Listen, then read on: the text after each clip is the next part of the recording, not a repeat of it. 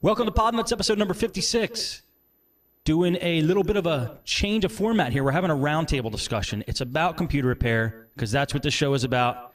And we haven't done an episode of Podnutz in a while, so I'm happy to bring it back. I'm happy we have some awesome guests on, so I think it's going to be a killer show. Hope you guys like it. Let me introduce the guys that are on right now. William Tidwell from GemStateComputers.com. Hey, William. How you doing? Awesome. Chris Berry from TechnologyAdventures.com. What's up, Chris? Hey, everybody. Quit smoking today. Don't piss me off. We'll try not to. Thank you. Steve D'Amico from SMDcomputer.net or StephenD'Amico.com. What up? Hey, hi. How you doing? Well, I'm doing better than my microphone works. All right, good. We're just going to keep it. We've had some little bit of technical difficulties with Steve's camera, but and there still seems to be a little bit. I don't care. We're just going to go with it. We're all good. A little what? Uh-oh. You're just a little choppy, but that's okay. Don't touch a thing. Don't touch a thing. This is good. This is good. It's kind of artsy in this. Oh, that's great. Now we just got you back. You look good now. All right, William, why don't you start us off? What do you want to go over today for computer repair, folks? I'm just going to kind of go over some basic stuff. We're in this business generally to make money. I think most of us are anyway, once we realize that after Chris told us. If you haven't listened to his episode, do so. Definitely. But at some point, you either can't do more work or there's just not work to be done. So you need to make yourself more efficient. So I hear a lot of people talking about how they waste a whole bunch of time doing updates. Yes. If you haven't looked into WSUS, do it. You save yourself so much time. Get a big old fat external hard drive of some sort. Let it do every operating system, all the Office. Update it once a month. You'll save yourself so much bandwidth and time. What is it? What does it stand for? It's the Windows Server Update Service, something to that effect. If you look up WSUS, it'll come up right away. What does it allow you to do? It allows you to, so basically you plug it in. I've got it all on like a 2 terabyte external hard drive. Okay. Anytime I get a machine, reload, what have you, plug it in, run the update file. It goes through, looks for all the updates that need to be installed, installs them. And then you can even set it to automatically reboot. Some machines will have issues with that. Whether it be they can't boot from it's going to try and boot from the USB. I've seen that happen on a couple of them, but even if you just got to come back every 20 minutes, half hour, and then reboot and rerun it again, you're still saving yourself so much time. Really? How much time are we talking here? You're going to be, instead of sitting there and waiting for stuff to download, so I mean, it really depends on your connection speed. So it just depends on how out of date your computer is. Yeah, It'll do service packs. It'll do Internet Explorer. It'll do. Let me pull it up. It will do everything. Like an average. Like say I just installed Windows XP today, and I literally finished installing the operating system. I want to get all the updates. How long will it take me from nothing to? So SP3, you say perhaps? Yeah. It might take an hour to go through and install all of that. That's okay. That's not bad. Ideally, you want to have everything slipstreamed into your install disk. Right. But this is to get you between those, or if you're at a client's house and they need updated. Like I just got a machine in the other day, clear virus off. They're still on SP2 for Windows XP. So obviously there's some stuff that needs to be done. Plug it in, tell it to start, come back, reboot it, tell it to start. Sweet. I mean, my interaction with it's 2-3 minutes at most. Damn. So let me understand. So you download it on your computer first, like your workstation, and then like burn it to a DVD and then put it into the computer? No. I put it on USB. You can do it via ISO. There's an option to do ISO or to save to thumb drive. I just tell it to save to thumb drive, point the folder toward my 2 terabyte external. That's where I've got all my backups, all my stuff I install regularly. Well, I think and then you plug it into the computer you formatted, and then it updates it all? At any point, whether it's a new computer or old computer, it'll do any of the Windows updates. I don't care. Already... Go ahead, Chris. Chris. Sorry, and it's already downloaded. Like, so all the updates are already There's downloaded no onto this downloading. USB The only time stick? it's going to download anything extra is if there's new updates it doesn't have. So if you rerun the program, the first time, like the whole set's probably 8 gig, but that's everything. Windows 2000 through Windows 7 and Windows Server 2008, plus Office XP through 2010. All the updates for all of those, plus service packs. What do you use the 2 terabyte drive for? I don't get it. Why don't you just put everything on a flash? It's a big, well, because it's a huge file. It's going to be multiple files, so you kind of get performance issues. Okay. Plus, I've already got this drive I'm using for other things anyway. Gotcha. And so there's a 64 and a 32-bit Yep. version? Okay. It's also does the x64 32 as well.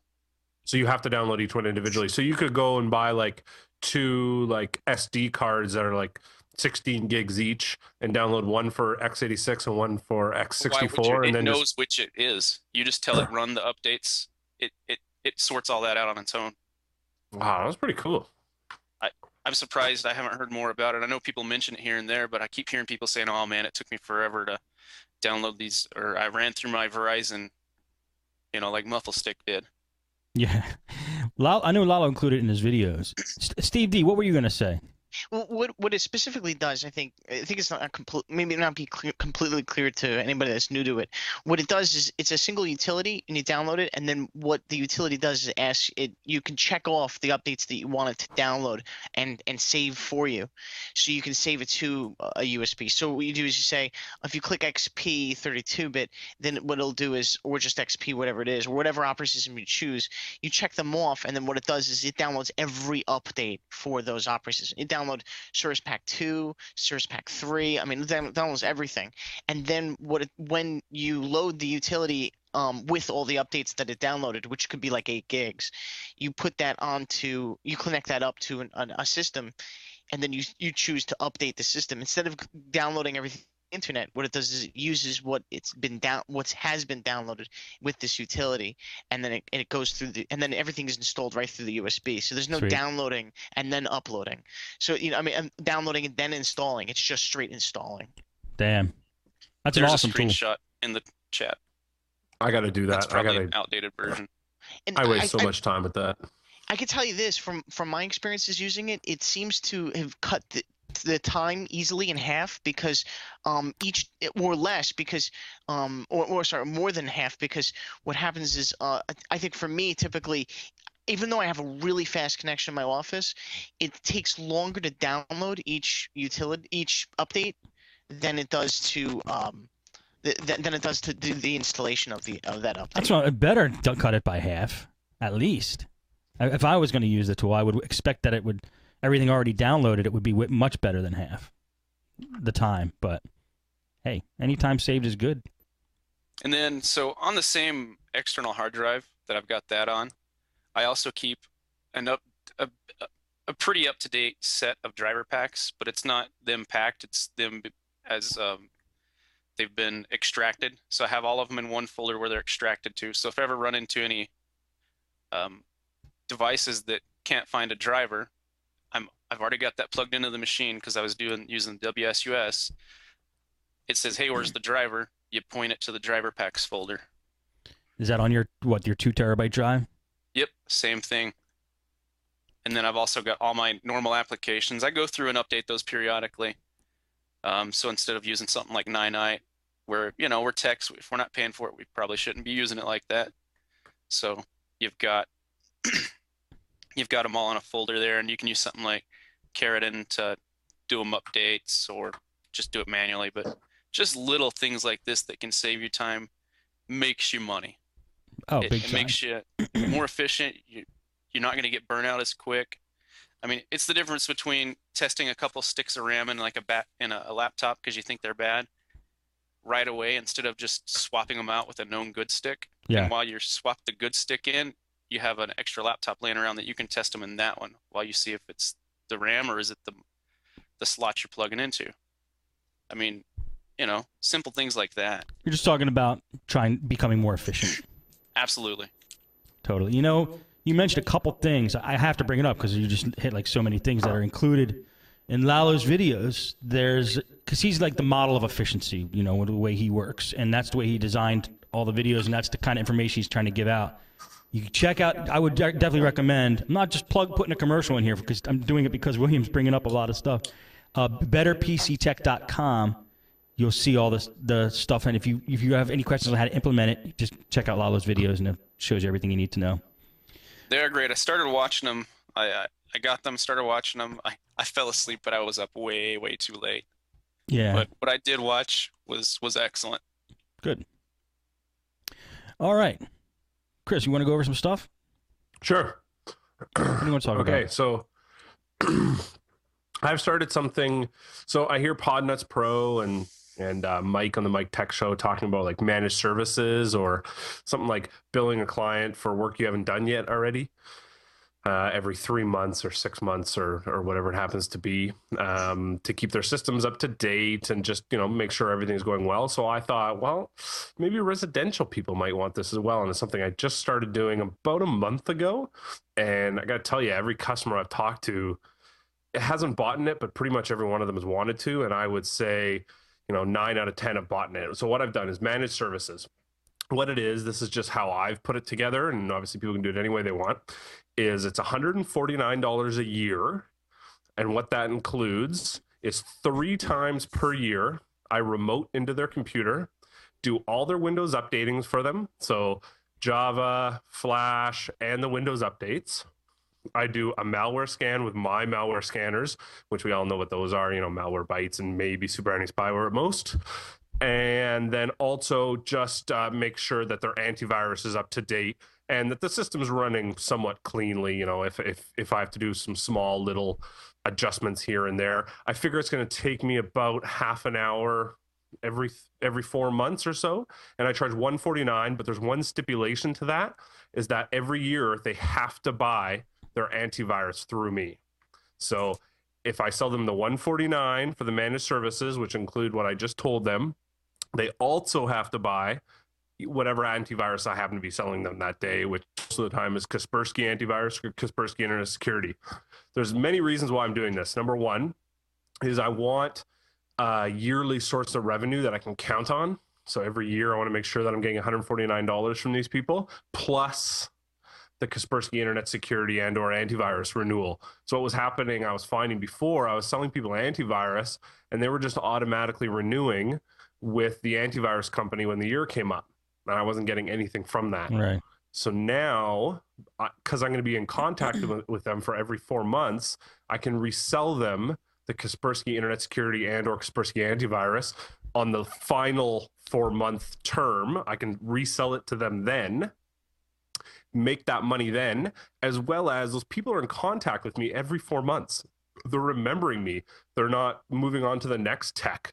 They've paid me for the year, so they're going to stick with me. Right. It's just top of mind. It's keeping me always in front of their face. And it's only half an hour every 4 months, and it's remote in. And so far, all of my customers are happy with it. When did you start doing it, Chris? I started doing it a month ago, so I haven't had the first remote in job yet. Right. But what I do is I book the first remote in job with the customer. So when I sell it to them at $149, the day I'm there, I go, okay, let's book the day for 4 months from today. And I go into my calendar and I put their name in there. But I also put some stipulations. And I think this is really important. And trust me on this. This is something you really need to do. Otherwise, you'll get really hosed on this. And that is, make sure you tell them you will only contact them in these certain ways. And you have to decide the certain ways. But so for me, what I do is I tell them on the day we decided, so 4 months from today, I am going to call you once and email you once. And that's it. If you don't get back to me, that job is, in my opinion, completed. So you have to get back to me with one email and one phone call, because I've done other businesses in my life, and you got to trust me, you don't want to have to track these people down. You don't want to have to call them 10 times or try and email them 5 times to make sure they're going to call back to you before you remote into their computer. So that has to be a stipulation. You're talking about calling them. You're going to call them the day you remote in or something, or the day before or something? Yeah, day before I was thinking, so I put down the day before as a reminder for myself to call them in my Outlook, and it'll pop up, and I'll call them and fire them an email saying tomorrow or the next day. You know, within a couple days. I mean, I'm not a Nazi. You know, it'll be it'll be fine, but they have to get back to me. If they don't get back to me after those 2 attempts, that's it. That one's gone. Well, what do you mean it's it? You don't remote in? I don't remote in. I won't do anything until the next 4 months after that one. I see. Because I'm not tracking these people down. That's not part of the service. The service is me coming in and fixing your computers. Damn. It's not hunting you down. That's really smart. Yeah, the job I had before this was trying to hunt down people and find them and book appointments with them. And it was the worst part of the job. And people will put you off and put you off and put you off. So I put that. So what I do is I make a separate receipt for this I call it managed services for residential. That's just what I put on my invoices. I put on it exactly what I just said. So there's a small terms and conditions, and then I send that bill to the customer, and they pay ahead of time. Obviously, they don't pay a year later. They pay me right then and there. And I'll just give you so for the last 3 clients I've seen, February's been a terrible month for seeing people, but in the last 3, I've sold it to 2 of them. And the last guy, which I just saw today, he owns a company called Citruso, which is like a carpet cleaning company. Mm-hmm. And I just traded him cleaning my house for this 1-year trade or 1-year managed services. So, you know, it was 3 for 3, right? Oh, I always try and do that, you know, business to business. That's fantastic, right? Because did he say he's gonna call you one time, and if you don't pick up? No, I booked the job when I was there, so I'm not stupid. Okay. But really, I know it sounds like a really hardcore to tell the customer that, but trust me, you have to do that. Otherwise, you'll spend all your time trying to track these people down. I can imagine. But I don't know. What do you guys think? Do you think this is a good idea, or am I going to get hosed on this? No, I'm stealing this idea. This is wonderful. And the best part is, because you've learned from chasing down your lawyers, basically you just got to make them understand, look, I've already blocked out the time. You're there or not, I'm sitting around waiting for you. So you're paying me. Right. I guess if you could set up everything the way you set that up, I mean, half the work, like you said was before, is just chasing down these people. So, gosh, it would make life so easy. And so how do you present those stipulations? Like just as I said to you. Okay. No different. I don't hide the fact. I tell them, I go, this is the way it's going to be. If you're not there, we move on. You know what? Every customer so far has been, oh, no problem. Right. You know, like, because at that point, it's 4 months from now. People 4 months from now are like, oh, yeah, it'll be no big deal. But I know what's going to happen. I know already. There's going to be a few that I'll skip over. Right. And it just won't happen. Definitely. I could predict that too. But yeah, how do you not my problem. How do you keep track of them? You said you use Outlook. Is that how you're going to, is that the scheduling you're going to use to do everything? Yeah, I have Exchange. So my mail, calendar, contacts are all synced through an Exchange server, which I use Rackspace for my Exchange. Mm-hmm. And so I book them into my Outlook calendar, which then goes through all my computers and my iPad and my phone. So my calendar is right there. It's not the perfect solution. I think there's probably much better solutions, like maybe a ticketing system or something else. But for how few I'm doing right now, this is working okay.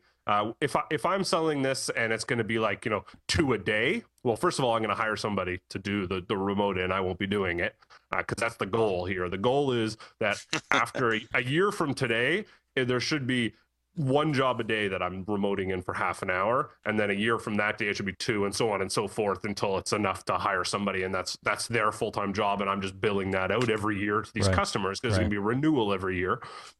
That's another thing I'm thinking about doing. I'm too new to do it, but I'm thinking it's going to be auto-renewed unless the customer says no, because every one of them, I take their credit card for it. That's just, I don't know, I just do. I have customer credit cards on file, and that's a benefit to FreshBooks, which I think we'll talk about later, as you can keep things like that on file on a secure server. Damn. But it's just it's not the 149. So the 149, I was like, yeah, that's good. That's okay, I guess. I guess it comes out to be decent money, but it's also that I was trying to figure out a way for them to renew their AV through me, their antivirus through me, because I feel like I'm losing $60 every year. Yeah. Right. It's like I'm losing that money. When you sell them antivirus, do you install it for them? Yeah. What do you put in the contact field for the email? Nothing. I leave it blank with the 2 ticks unlocked, unticked. So say you tick those and you put a catch-all address in there. So, I mean, most hosts are going to let you use a catch-all. So if you're Chris at techadventures.com, say you go to Bob Parsons' house, and Bob Parsons at techadventures.com for that, and then so they email you. They're going to email you before you start getting the pop-ups on the. But that's a lot of work. I have to tray. make an email address for that Bob Parsons No, you and don't. stuff. It's a catch-all. Oh, use a catch-all. I see what he's saying. That might not be a bad idea. But This is what I do, and that's how I know when people are up. oh, that's what you do I for your got, antivirus? Yeah, I got like 3 last month that I'd sold for Norton That's awesome. close to a year ago, and so now I can print this out. I need to call these guys. Call them. Yeah, but also that's totally awesome, William. But also, I think the other benefit is from what Chris is doing is like what he said. Not like you said, Chris, you should get this on the antivirus and you get $150 a year. But I think the most important thing about that is, like you said, you're in their radar for like. You get the mind share. That's the important part, the mind share. Yeah, sure. you're always you're always in their life. They're gonna be 3 times a year they have to deal with me. Exactly. Yeah, and if there's a new product out that I could sell them at that point, or I know what's going to happen already. I'm going to remote in and go, okay, I fixed this stuff, but I noticed that your hard drive is getting full. Maybe Right. we should talk about doing this. Or, I noticed you're still on, Office XP, you're, $150 plus $89 install. We can get you up to Office 2010. There'll be all these upsells or, cause it's been 4 months. Have you thought over the backup you didn't do last time? Maybe you should do that this time, or whatever new product I have to sell. And so I'm really, really, really pushing it hard on residential. And I got to tell you, none of them are batting an eye on it. Now, the people these are, and I'm talking about good customers. So not the customer that wants me to come and, reinstall their graphics card on their gaming computer. That's a better graphics card. That guy's not going to buy that for me. Right. It's the guy that can barely turn on his computer and checks his email, right? That's the guy that doesn't want to deal with Windows updates. And, why is Adobe popping up all the time? I don't understand. Why is Java popping up all the time? And he's not going to have to worry about that. Just minimize it. And in a couple more months, I'll come in and fix that for you. If you have a small infection, because how infected can these people get when they are having Kaspersky internet security and me remoting in every 4 months? They can't get that infected. Right. That pretty much malware will remove it. And if it's that bad of an infection, well, you know what? I'll take it up the tailpipe and uninstall the infection. You know what? I'm just going to give them good service on this, and they're going to tell everybody they know about it. And we'll see. Maybe it won't be a good thing, but I don't know. I think it's good so far. Steve D, what do you think about the idea?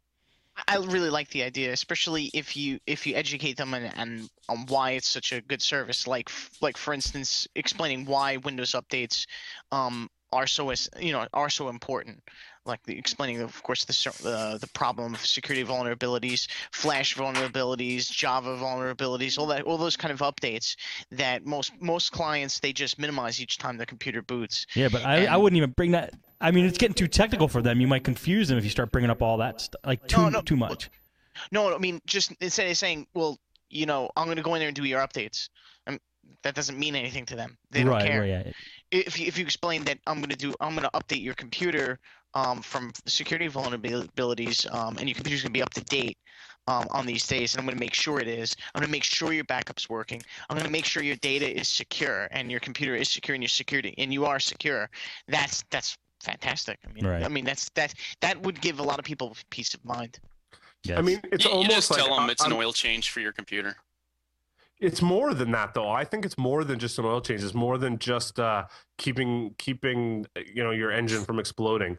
I personally think that this is a way to keep it so their computers will never get infected. I mean, I don't know about you guys, but I run very little virus protection on my computer, if anything. Half the time I'm not even running anything. But by keeping our Windows completely up to date all the time, we are 99% that we're not going to get infected, as long as we're not downloading, bad music and stuff like that from BitTorrent and things like that. You're not going to get infected from the regular everyday person virus. And so by doing this for these people, I think I'm going to make it so they won't get infected either. It'll be an interesting test over the next year to see how many people get infected from this. Because I bet you by just keeping their systems updated, they won't be infected. By keeping Flash updated, Java updated, and Windows updated, they're not going to get infected. Let me ask you something, Chris. That very good points, by the way. But let me ask you, so say you try to, your appointment comes up and you try to remote into somebody's system and you can't log in.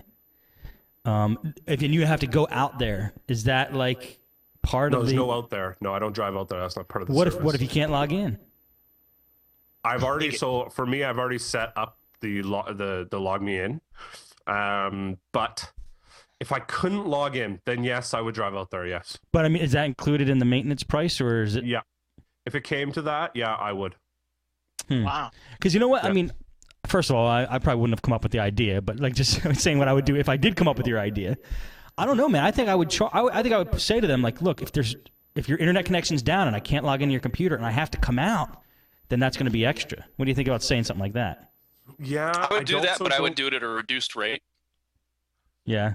Because I've been kind of working on this for, like 2 years, and it's just hard to figure out pricing and how you should be out and what should be included. So I just kind of gave up on it. And then he started talking about it again and how easily he's been selling, and it's easy to sell. I mean, this isn't something we should be like, man, that's because I'm not a salesperson, and I see this being extremely easy to sell. And say you've got multiple computers. Oh, you know what? Well, we can do the extra computers. We'll do it for 75% for each additional or something like that. Right. I mean, yeah, I this charge is just on top of the win-win for 150. I everybody. charge $50 per additional computer. Damn. See, I mean, perfect. Yeah, you know what? I got to tell you, all the stuff I do, I've been doing sales for a long time. It's not sales. This is not what we're not selling. I promise you, I'm not selling. I'm not convincing someone of something they don't want, that they want it. That's not what I'm doing. And that's, in my opinion, what sales is. What I'm telling people is what they need and what I think they should do. And there is a difference. I'm going to them. They're not coming to me. And, that's a difference. It's much easier to do that, though, isn't it? Than It's sell. way, way easier. I'm not convincing anybody of anything. I'm just explaining to them what I think they need and what I would do for my parents. It's what I do for my parents. Every 4 months I remote in my parents and clean their computer up. And it's free, but that's what I do, right? And if they don't pick up the phone, Yeah, hopefully they don't. and I mean, so far it's been a pretty easy sale, and I had it at 129, but I moved it up to 149, and it hasn't made a difference. So I'm gonna stick with the 149. I think that's fair. I think that's a good price. And just make sure you get their credit cards. That's important. Good stuff, man. I like it. Steve D, what do you want to talk about? I might tell you to kill your video if it starts breaking up, but. Yeah, that's what's been going on for me. Yeah, let me know. So the one of the things that I've been trying to work on in my shop is kind of what Will was talking about at first, is streamlining and making things faster. Am I cutting out yet? Yeah, kill the video. It's all right. We can hear your voice. Yeah, there's one area I definitely got to work on that. That's my invoicing billing. I've got to get switched over to FreshBooks. QuickBooks is just such a pain that I just don't do it till I have to. Like look at this. I've got a pile like that I need to go through and input, and I just haven't because I don't want to, because it's ridiculously overcomplicated for what I need. Well, that's the problem. I really need to just.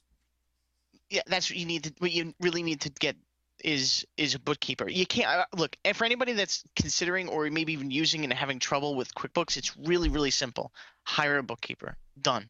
And not because you're hiring a bookkeeper because they're going to do it for you. I mean, that's not the point. The point is I did this myself. Was hire a bookkeeper to show you how to do it, because not only are they going to show you what to do, they're going to customize QuickBooks so that it is what you need, because you can customize every aspects of QuickBooks, from the icon bars to what pops up, what annoys you, where the icons are stored, what icons are shown, what parts are shown, all that stuff. And then it simplifies it so that even the chart of accounts, everything, whether you should be downloading your statements, whether you shouldn't be, or whether you should be inputting them, all that stuff. They customize everything, so it actually is. So QuickBooks becomes custom for you. So you talked about this before. sign up on CrossLoop and you found somebody that's a professional in QuickBooks, you had them come, or you had them remotely just trim down and cut all the crap out of your QuickBooks so it's customized for you. And how's it been working since you did that? It's good, but it's still new to me because I've only been using it for a couple weeks, so it's still a little new. It's a little clunky, but it's a work in progress. QuickBooks, it's not. The reason why it's not for everybody is because it's not been customized for everybody. If it's customized for you and for your business and it's tailored for you, then it's a lot better. It really is really a lot better, and especially if it's explained, because even if it's tailored for your business, customized to what they think you need, you still need a couple follow-ups to make sure that you are inputting everything correctly, that you are up to date, that you are doing things the right way. And not an accountant, because accountants are expensive. You could go with just a bookkeeper instead, and an easy, very easy way. Nobody has to invite some stranger into their homes, or let them pour over their stuff or whatever it is. You can literally just hire somebody like through CrossLoop and remote right in and get everything done. Yeah, and I did it myself, and it was one of the best ideas I've ever did, especially for accounting, because that's my major weakness in my business is accounting and not understanding. I have another suggestion though, and that is if this isn't the option for you, like if you say QuickBooks, I don't care what he says, I'm not even gonna go there. Then what you could do, and if you don't want to do that, like Will, in your case, you have a stack of papers and all has to be put into accounting software, and you just know you're not going to get it done, and you need somebody to do it for you. Then I would suggest getting a ScanSnap. Get a Fujitsu ScanSnap, and what it does is it converts everything that even if it's handwritten stuff, converts everything to PDFs, download right into your computer, and then you could either you can have that all emailed or zipped up and dumped or whatever it might be to somebody else, and they could go through everything virtually through. Are you guys? You know what I mean? Yeah, that's it's a good idea. But are you guys talking about like entering customers' information and stuff like that? Because I used to do it when they came. I used to do it the second they came into my shop. What's your name? What's your phone number? Boom, it's in the computer. I don't have to. No paper. I was basically paperless except for what I gave them. I gave them a claim check and I gave them a receipt. You know what I mean? So I didn't build up stacks of paper. What are those, William? What were those papers? Receipts, and then invoices that I need to go in and mark as paid. Okay, so it's not so much that I don't understand or don't like going in and doing it. It's that I don't want to sit in my office and do it. I want to do it in the living room or in the kitchen on a laptop. So I really think I'm going to be switching to FreshBooks. I don't have anybody besides me doing this, so I don't need to do any sort of payroll. Well, you don't need to do it if you're using QuickBooks, like whatever, FreshBooks or Quicken, QuickBooks, either one. You don't have to have those pieces of paper, like, ever. Technically, you could be completely paperless with QuickBooks. Like, as soon as the client, like, say, as soon as you come home, or as soon as your client's on the phone even with you, you could create the sales receipt right there, or you could create the invoice right then and there, and then that's it. Once they pay you, you just convert it to sales receipt and then mark the account that it's paid to, and you're done. You don't have to have paperwork. You have one machine you can do that from with QuickBooks. So what I'm going to do is I'm going to have a laptop that I carry around with me. I'm going to be using FreshBooks. I'll finish it out after they've paid me on site or in the shop or what have you. It's done there, no more paperwork. Because this is stuff that I just need to go through, mark as paid, transfer to the correct accounts and everything. Well, not for me. I use QuickBooks. I do the same thing. What I do is you don't do on-site work though. I do occasionally, but when I do the on-site work, I come back to the office and finish it all up. But what I do also is I'm on 3 systems. I do my paperwork from 3 systems. I do it from my home computer, my laptop, and then I have my office computer. So I have three locations I could possibly be. If I'm in front of a computer that's not any of these 3, it's a client's computer. I ain't using that. So with these 3 computers, I have them all connected with Dropbox. It's a little dicey, but I'm careful. You know what? Putting your QuickBooks files on Dropbox and trusting that. I mean, I don't know about you, but so okay, I should start from the beginning. To me, accounting and my numbers are everything. They're everything. If I ever go to sell the company, if I ever go to mortgage my house and get more money, if I ever want to borrow more money, what's the most important thing? It's those numbers. So those numbers are what's worth everything in this business. I wouldn't, even you just saying it's a little dicey makes me go, no way. Okay, So that means I'm going to let's- throw away $100,000 No. on Oh man. time Let's- first. Okay, well, let's get serious. Let's put some realisticness to this. Okay, first off, it's the only dicey part of it is that you might end up with using an outdated QuickBooks database that of maybe a few hours or a few days. That's the worst that could possibly happen. And if that does happen, you can retrieve the information from, because it's what happens occasionally. This is where it gets dicey.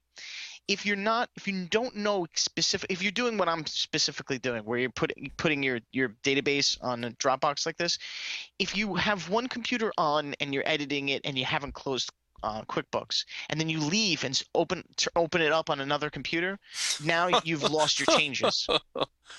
Or any Jeez, sort man. of corruption. That's I don't.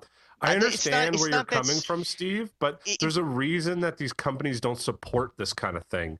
I don't. I was with you. I thought this was a great topic and everyone should listen and everyone should get an accountant, and a bookkeeper is the best thing you could possibly do for your company. And if you need to use QuickBooks. And then you start talking about putting your QuickBooks file on Dropbox and it's a little dicey. I disagree. I think you should not do that at all. I think you should have a dedicated computer that's the only one you work on, especially if it's your laptop. Just use your laptop all the time for it. Make sure you back that up, because you've decided to use QuickBooks, so you have to make sure you make a backup copy of that, because things can get corrupted. It's yes. just like we tell all of our customers, back up, because corruptions can happen. By having that database in one single spot, you have one point of failure. It's No, not a good thing. That's absolutely not No, true. he has 3 points of failure, because if he screws it up at any one location, it's affecting that's it not across that's everything. not true either.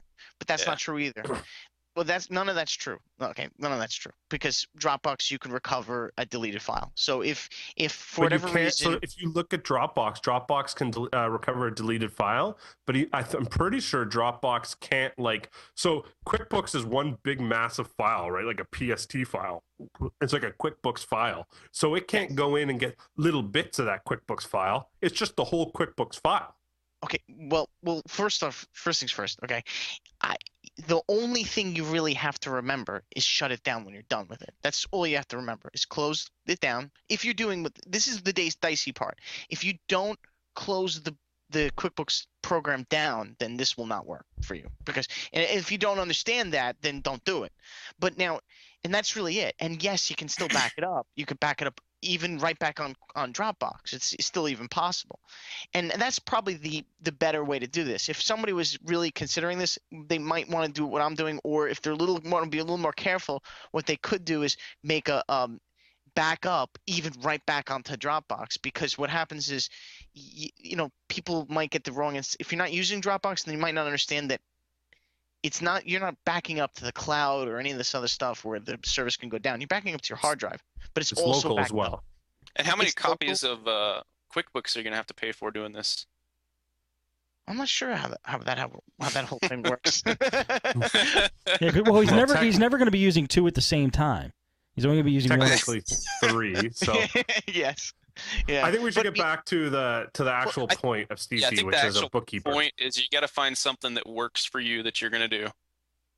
Yeah, for me, it's not a problem. For me, none of this stuff is a problem. I mean, it's in 3 locations. It's backed up in 3 locations. It can be recovered.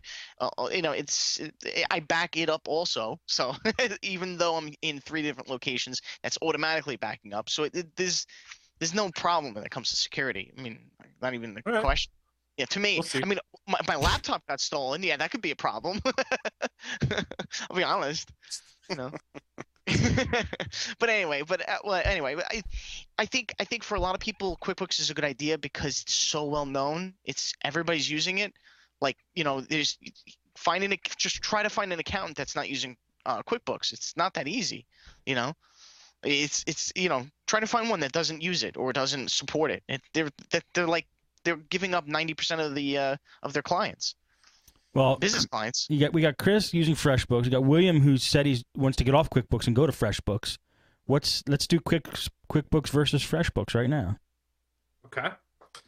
Can I start? Yes. So I've used both, and I've used both for a long period of time. I used QuickBooks for 6 months and FreshBooks for about 6 months as well, maybe a little less. Drawbacks to QuickBooks. I'm just going to start there, and then I'll say the good things about QuickBooks. QuickBooks, so slow. The slowest thing I ever used in my entire life. Firing it up on I have a solid state drive in a Core i5 machine. Oh my gosh. Okay, so it needs an i7. That's a requirement. Yeah, Nope. Got one of those on a solid state, and it's horrible. Yeah, I must be using a different program. I must be using a different program. So terribly slow. Okay. Number two, it's only accessible from the computer you're on. So if no, that doesn't make sense. It's only accessible from the computer the database is on. So unless you have your database in front of you, you can't access it. And so you'll understand why I'm saying that in a second. Number three, it's bloated and a pig to try and use. It is, and you ask any accountant in the entire planet, and they'll say this: it was built for accountants. It was not built for you. It was not built for me. It was built for the accountant. So there's a lot of things in that system that don't make sense to a regular person. Like even things you're talking about, Steve. Like I bet you when you first told us about QuickBooks, you mentioned about 7 different things. I bet you half the people out there didn't even understand what you were talking about. Charter of accounts. Can even one person here tell me what a charter of accounts is besides Steve? I have no idea. No idea. It's just all your accounts. That's all it is. That's fantastic. It's Thank you, your Steve. checking account, your cash account. It's everything. An account is something that has money, like a register, like a checking account, your savings account. So I know what a your charter cash of account. accounts So you is. got like 4 or 5 things. It's not that difficult.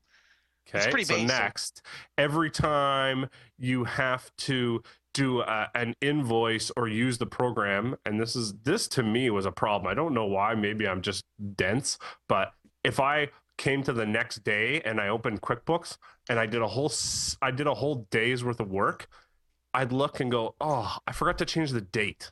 It didn't move the date forward. It just stays there until you move the date forward. Drives me crazy. So there's benefits to QuickBooks. Like Steve said, a lot of accountants know it. They can teach you how to use it. And it's very, very powerful for creating reports. And that's why accountants love it. They love it because they can create any report under the sun. Any possible thing you could possibly want to know about the numbers of your business can be done in QuickBooks. Okay, that's the only good thing I can think of it. Next, FreshBooks. Why I love it. It's online. I can access it from every computer on the planet. I don't have to whip my laptop out at a customer's house, log onto their internet connection, log in. I just open their web browser, log into my FreshBooks. Beautiful. I create a receipt. Perfect. I can tell when the customer has logged in and check their receipt.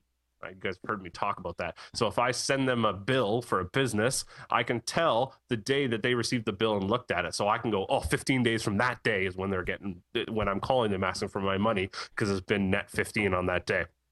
It's dead simple to use. It's so simple. There's like 3 areas. There's estimates, invoicing, and receipts. Boy, that's really difficult. There's no charter of accounts. If you find a new supplier, you type in the new supplier and go enter. That's silly. But that's silly. And You can't run a business on without having. So what do you when you charter of bought accounts? You can't. Okay, why don't you let me finish, Steve? That's silly. That's like it's like a I'm going kid's to tell you toy. how it happens. I'm going to tell you how it happens. So What I do you have a need? bookkeeper and an account, right? So this is what happens. So I enter all these things into my FreshBooks, right? And it goes into like separate areas. So when I enter a receipt for computer parts, I put in my supplier's name, computer parts, right? That's what comes in. So at the end of the month, I send my accountant my FreshBooks CSV file or Excel file, which is, I think, the same thing. And she opens it, and guess what happens? It all gets imported into QuickBooks. And you know what it costs? About 45 minutes worth of my accountant's time. So it cost me $75 for her to import all the data in. That's it. But how much money does it cost your accountant to bring all the data in from your QuickBooks? Probably around the same. So it doesn't cost any more to bring all my data in. And I'll tell you, how long have you been using QuickBooks for? 3 weeks? I bet you right now, I can tell you numbers on my business instantly that are dead spot on up until an hour ago. And you probably can't tell me that because you're still learning your program because it's very difficult to learn. You probably in 6 months from now still won't know all of it. Let's not get crazy here. It's not that difficult to learn. And if you buy, okay, let's get a few things straight, okay? For everybody out there that thinks this FreshBooks thing is the greatest thing, okay? First off, for anybody that's considering either one of these two programs, talk to a bookkeeper or an accountant before you do it and see what they think because they're the true professional. Yeah, but you know what? Okay? I do. Hold on, Steve. I do remember what Chris said. He said he brought it up to his accountant or your bookkeeper, whatever you use, Chris. Didn't you say like I want to use this other program, and they were all like, no, don't use it. And then you're like, let me try it, and then you did it for a couple of weeks, and then you send them the information. They go, oh, this is everything we need. Yep. Okay, so they might not like it, Steve, because they haven't heard of it, but it doesn't mean it's not good. Just like you don't like a Mac, but doesn't mean it's not good. It's also about how many times? It's about how many times more expensive than it's about like 12 times more expensive than QuickBooks. Oh, That's another thing. 12 times. Come on, man. It's like No, it really is about that much because QuickBooks is about $130 if you get it on sale, and FreshBooks is $30 a month. It's a big difference. I mean, you can keep QuickBooks for 3 years. Okay, the one-time fee that you paid to buy the little box that you get or download it's a one-time fee. You're done. But with this FreshBooks thing, it's $30 a month, and if you're stuck with it, you're stuck with $30. He's got a good point. It's true. It's very expensive. I agree. Wait, you can't cancel QuickBooks? You have to buy a whole year? No, FreshBooks. No, you don't. I'm sorry, not QuickBooks. FreshBooks. You can cancel. No, it's monthly. It's month to month. Okay, you can cancel. All right.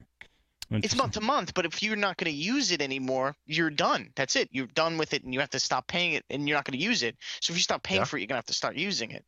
So if you move on, you're not. It's not like at least with like say QuickBooks, if you're currently using it and you're switching to FreshBooks, you don't have to continue paying for both now.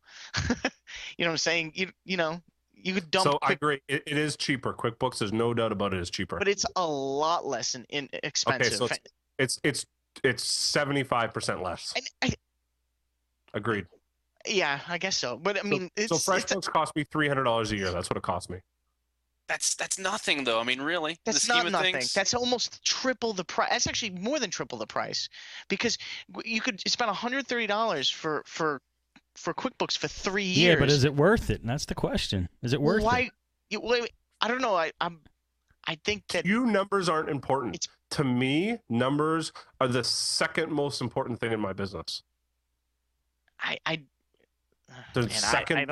Most important thing. I'll tell you what. Making the money. I'll tell you what. Let's bring this conversation up in a few months after you guys are using your stuff. Steve, you just got your customized QuickBooks. Chris, you're using FreshBooks. Let's bring it up again and see what you guys think. Well, yeah. I'll tell you, the only people that have, aside from you, Chris, the only people that have ever really heard bash QuickBooks are for two reasons. Number one, they don't understand it because they load it and they look and go, what the, right? And then they don't have it customized, for sure. Then the other people that hate it are the people that have had it for 3 years and now are being forced to upgrade and pay for another version. Those people get pissed off. And those two things are definitely some big gripes. I have those gripes with it myself. Even my accountant says it's a bloated piece of crap. But okay, the bloated part, this like where it takes you act like it takes like 10 minutes to load it. I've never noticed any of this bloat stuff. How long does it take you? That's because you leave it open all the time. I don't leave it open all the time. At least a minute, at least. No, it doesn't take that long on mine. It takes 4 or 5 seconds. By the time the database opens and everything, no way. Yeah. The database is what takes the most amount of time. I will flip the camera around and show you. My database is not that big. I guess that's what it is. I don't know. Maybe you had a really big database. The other thing I really like about FreshBooks is how easy it is to create things like estimates and keep track of who's paid and who hasn't. I really like that because what I do is as soon as someone calls me and books an appointment with me, I put the client into FreshBooks and create an estimate for them automatically. So I put them in my Outlook and create a FreshBooks invoice, and then I update the estimate as I go. And then once the client agrees to the price, I convert that estimate into an invoice. So I'm only working once, and I have full control of of what I've talked to the client about. Because also sometimes people want to think about things, especially businesses. They want to think about what you've sent them and what you've done. And I don't know. I found the estimate structure in FreshBooks very, very elegant. Hey, Chris, is all browser based? Is it? Or yeah, is all it, browser based. Yeah, it is okay. Yeah, I think it's another thing about it is it looks a lot more professional, in my opinion. Because it's not like, oh, well, you know, I'll get back to the office, I'll write up an invoice, mail it out to you. It's like you finish it there, either their computer, yours, whatever you have. Would you like this? Would you like an email copy, or do you want this mailed to you so that you have a hard copy for your accountant or whatever? And they give you that option. It costs a little bit, but you know what? That's anything that takes stuff off my mind that I don't have to schedule to do later. The less interaction I have for the stuff that's not me fixing the computer, the better off. And in the end, the cost doesn't really matter. All of this is deductible. Well, I think the same thing applies either which way. Whether if you're on site, you're on site. Whether you're using FreshBooks or using any kind of accounting software, I don't care what it is. If you're on site, you're just on site. No matter what you're using, you're the same dilemma. I'm standing there with or without a laptop and possibly no internet connection and definitely no printer, right? Okay, but you carry your phone with you everywhere, right? You have internet on your phone. Therefore, you have FreshBooks on your phone. Somebody calls you up, hey, I lost this invoice, or hey, how much was this invoice? I need to get an insurance estimate, something goofy. Okay, just a second. And there's an app. They have a fantastic iPhone app. It's amazing. Well, they have an Android app? I don't know. I don't have Android. Okay. Well, it's an amazing. The app is almost as good as the website, and so I do a lot of invoicing on my iPhone. I feel like the Apple Store. I don't know if you've ever been at an Apple Store. How they do everything on their iPod touches, but I do everything on my iPhone, and it's like pretty cool actually. Plus, the customers think it's pretty cool too. I agree though. It's not cheap, but going on what William said, what's expensive and what's cheap? Like what does that make sense for? Because you know what? How much time do I spend on my accounting every month right now? Right now, I spend a grand total of an hour. That's what I spend, an hour, 1 hour per month now on my accounting. Before, when I was using QuickBooks, I was spending probably more of the lines of 1 day altogether. By the time everything was said and done, about a day. So that's a lot of time, and my time is $100 an hour. So to me, it's freaking cheap. Well, I can tell you this. Expensive or inexpensive is an opinion, and to me, when something is about like I don't know, like 7 times more expensive or even more than that, that usually qualifies as significantly more expensive. I said it was more expensive, right? Didn't I just say it's more expensive? Yeah, but I mean that's I don't know. It's a lot more expensive. Anyway, but so it's a lot more expensive. Okay, it's a lot more expensive. But I think some of the features that are really nice about it, I don't need. Like for instance, I don't have the dilemma of invoicing. I get paid when the job is done. I mean that's how my business is designed. Somebody doesn't get their system back. I mean it's a little different because I don't support a lot of small businesses, but in my current situation, you know, they bring their stuff to me and I fix it, and when they pick it up, they pay. If they're gonna pick it up, if they didn't pay, they ain't getting it. You know. Do you invoice a customer right then and there through QuickBooks, or do you write like a manual invoice? I don't have to invoice them. I don't invoice them. Not currently. No, invoice. So sorry, receipt. When a customer comes in and pays you, do you do your receipt like in QuickBooks right then and there? Yes. What I do, this is what I do, and I'm not sure if I like this system just yet. What I do is for paperwork wise, I create like my own like kind of ticket. What it is it's a simple worksheet that has name and address, which is a little redundant. I probably shouldn't do that anymore. Where I just write out their name and address, because I don't usually sit in front of my keyboard when they're there. So I kind of want to. Sorry for the cat noises, guys. What's happening to this cat? This cat is just happy to see me and wants me to pet her. Sorry, everybody. But and she's jumping on my lap. Oh my god. Sorry, guys. Jeez, this cat will not take no for an answer. So you, Oh my God, the cat's on the before keyboard. even hearing anymore, you double work, right? You double work. Well, it's not. Look, all right. I guess it's double work, but it's a matter of minutes. Okay, so it's not really like a catastrophe or anything. What really, I have a worksheet that I have written out and printed out at least, and what it basically is: name and address, passwords on the system. It's really kind of like a checklist, and it's kind of for me more than it is for them or anything. It's because I want to know, I want to make sure I ask, because usually when they're telling me a problem and I'm thinking of all the ways I'm going to fix it, and they're doing this and they're doing that and they look this way and they're acting that way, I forget things like, do you have passwords in your systems? How do you check your email? You know, things like that. Do you use any accounting software? Did you forget to tell me to back this up? Like, you know, do you have Microsoft Office installed in your system? You know, all these little quick questions that you can ask somebody that you probably need to know if you're doing, say, like a format reinstall. Like, if And they so were you doing, ask the customer this and write it down in a form. Is that right? it's real quick. Like, for instance, like for all right. No, but Forgive me. sorry. Is that how you do it? You give, or do you give the customer the sheet and they fill it out? Well, initially designed it that they would fill it out, but they just look at it and their head spins. So I do it for them, and it's kind of it. I originally thought that they would just kind of just quickly blow through it all, but they look at it and they kind of like, I don't know what do you mean laptop, desktop? And I'm like, oh jeez. So what I do is I just quickly cross off, like, for instance, a lot of my business is laptops, and it's astonishing to me how many people bring me their laptops and don't even consider bringing me their power cords. It shocks me. It's unbelievable. I'd say it's 75% don't give me their power cords. I get just the opposite. Everybody says, do you need all the cords and the mouse and the monitor with the desktop? No, just bring the desktop. And Yeah. almost every one of them always brings the power cord. I hated Well, when this they seemed brought that. important. Yeah, I- I hated when they brought that. Well, yeah, I hate it too. For me, it's different. For me, I don't get all the desktops are coming with nothing, which is great because that's the way I want it. By design, like they're just doing that on their own, which is wonderful. But the laptops, that's what, like I was just said, they're coming like mostly without power cords, and therefore my iGo is like completely like the greatest thing ever, because without my stupid iGo universal charger, I wouldn't know what to do. We're definitely gonna have you do an iGo commercial. They're gonna hire you for something. No, I'm actually happy the conversation's going this way because we're getting finally off QuickBooks versus FreshBooks. I'm sorry I even brought it up. No, it was a good topic.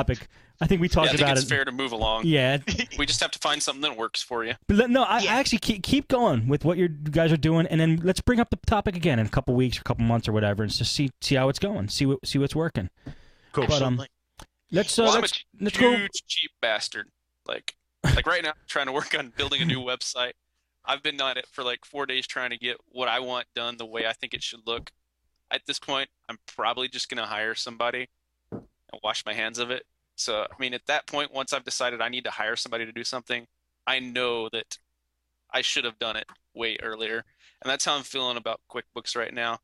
I'm probably going to wait till I get moved and settled in and just do it all for the new business, or once everything's rebranded under the same thing, just for my ease.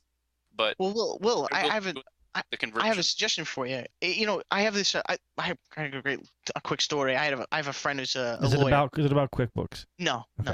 I have a friend who's a lawyer, right? And he's a lawyer. He charges $300 an hour, right? He mows his own lawn. Right? He's a friend of mine, right? So I went over to his house one time, and I go there. And I'm like, what are you doing? And he's sweating, and he's got grass clippings all over him, and he's like, oh, I'm mowing the lawn. And I'm like, you kidding me?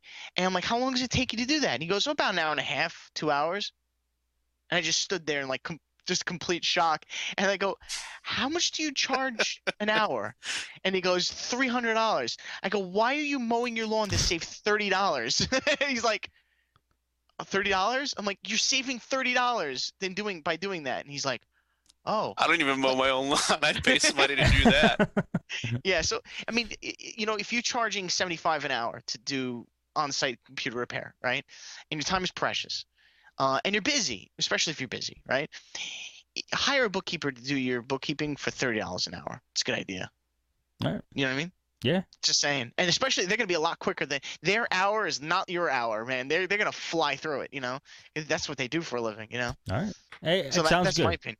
That's my Let's opinion. move That's on. probably what I'm gonna be doing. Let's do like one more tech topic, and then we'll end off. We're coming close to an hour, but let's just. I don't want to end off on QuickBooks. It just leaves a bad taste in I've your got a mouth. billing one, sort of. It's not related to this at all, though.